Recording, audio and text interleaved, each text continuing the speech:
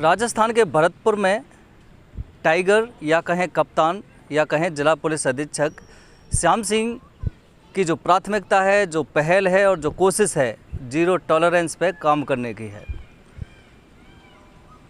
Police system police के हिसाब से काम करे, पुलिसिंग हो, अच्छी बेहतर पुलिसिंग हो, आमजन को सुरक्षा मिले, आमजन संतुष्ट हो। और जिला पुलिस अधीक्षक श्याम सिंह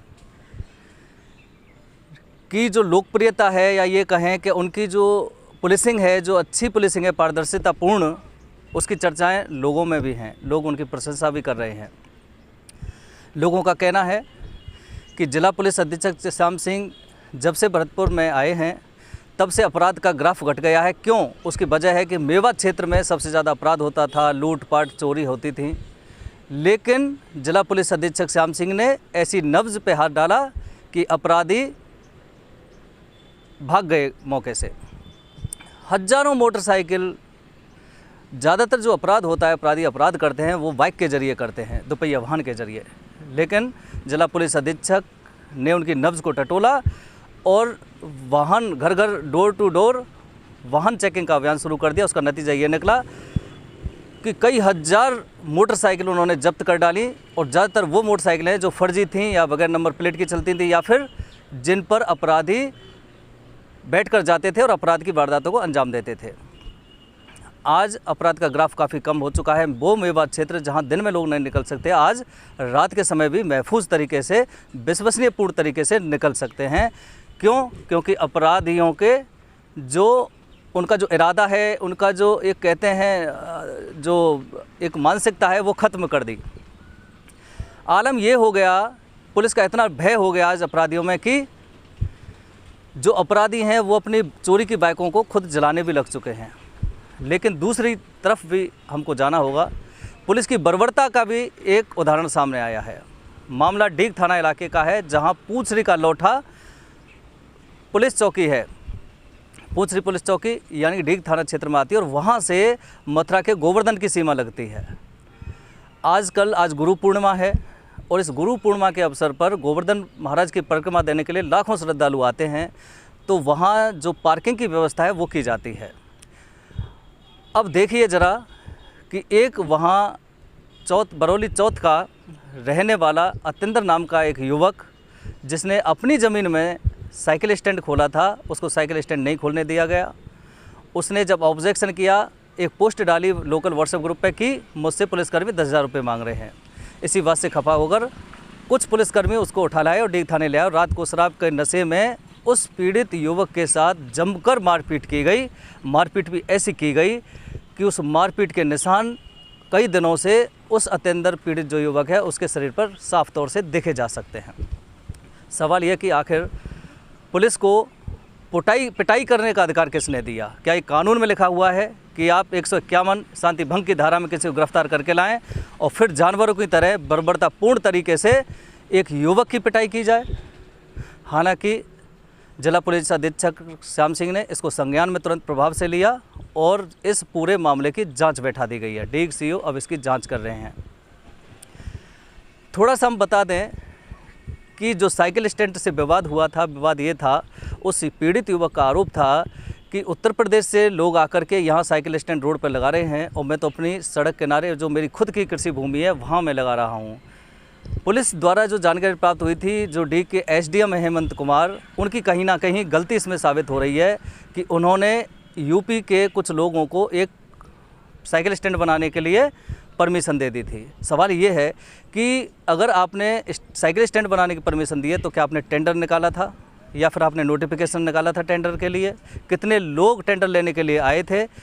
इस बारे में प्रशासन के पास कोई जवाब नहीं है। और जो एसडीएम डीग हैं हेमंत कुमार, उनको भी हम 2 दिन से लगातार फ़ोन कर रहे हैं कि आपसे जानकारी लें कि आखिर ये मसला क्या है, क्या आपने निविदा निकाली थी, क्या आपने कोई नोटिफिकेशन निकाला था, किसको टेंडर हुआ था। लेकिन डीग एसडीएम हेमंत कुमार फ़ोन नहीं उठा रहे हैं। वहीं अतिंदर आप वीडियो में देख सकते हैं और आपको दिखाएंगे कि अतिंदर जो पीड़ित है, जिसकी पुलिसकर्मियों द्वारा बर्बरतापूर्ण पिटाई की गई है, वो किस तरह से रो रहा है और रोते हुए अपनी पीड़ा को बयां कर रहा है। उसका कहना है कि साहब, मुझे एक सोशल पोस्ट मैंने डाली थी पुलिसकर्मियों के खिलाफ, और मुझे थाने उठाकर ले आए, फिर रात भर मेरे साथ जमकर मारपीट की गई है। आज स्थिति इतनी है उसकी कि वह खड़ा भी नहीं हो पाता है। लेकिन जिला पुलिस अधीक्षक ने इसमें तत्परता दिखाते हुए तुरंत प्रभाव से जांच कमेटी बैठा दी है और उस पीड़ित युवक का दोबारा मेडिकल कराया जाएगा, जिसके बाद पुष्टि होगी कि ये जो चोट इसके लगी है वो किस तरह से लगी है।